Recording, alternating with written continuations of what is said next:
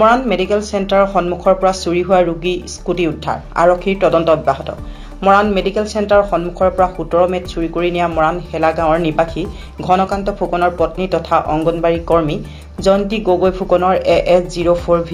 7539 নম্বৰৰ 125 এক্টিভা নীলা ৰঙৰ স্কুটিখন কালি মৰাণ থানাৰ আৰক্ষীয়ে গোপন সূত্ৰ পম খেদি মৰাণ মেডিকেল চেণ্টাৰৰ সন্মুখৰ সালচাৰ বাইক পইণ্টৰ নামৰ বাইক মেৰামতি কৰা এটা মটৰ গেৰেজৰ পৰা উদ্ধাৰ কৰিছে মৰাণ থানাৰ আৰক্ষীয়ে ঘটনাৰ সন্দৰ্ভত জয়ন্তী গগৈ ফুকনে দিয়া এজাহাৰৰ ভিত্তিত 52/24 নং গোচৰ পঞ্জীয়ন কৰি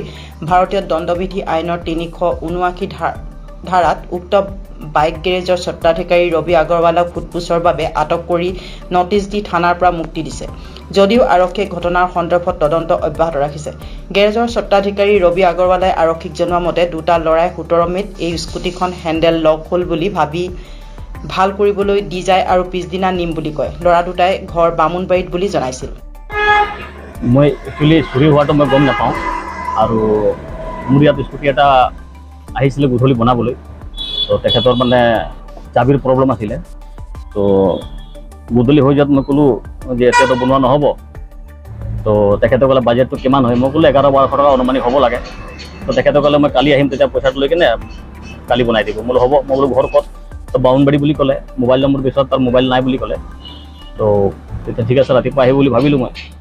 ৰাতিপুৱা নাহিলে দুদিন হৈ গ'ল মই অনুভৱ কৰা নাছিলোঁ যে চুৰি স্কুটি হয় বুলি কিনে মই যদি এনেকুৱা যদি অনুভৱ কৰা হ'লে মই নিজে থানাত গৈ কিনে সমজাই দিলোঁহেঁতেন আজিলৈকে হোৱা নাই গতিকে মই এইটো প্ৰথমবাৰ পাইছোঁ তো মোৰ এইটো অনুভৱ হোৱা নাছিলে যে চুৰি হ'ব পাৰে বুলি পিছত থানাত সমজি ল'লে স্কুটিটো মোৰ পৰা মানে ইয়াত পালে আৰু 2-3 দিন হ'ব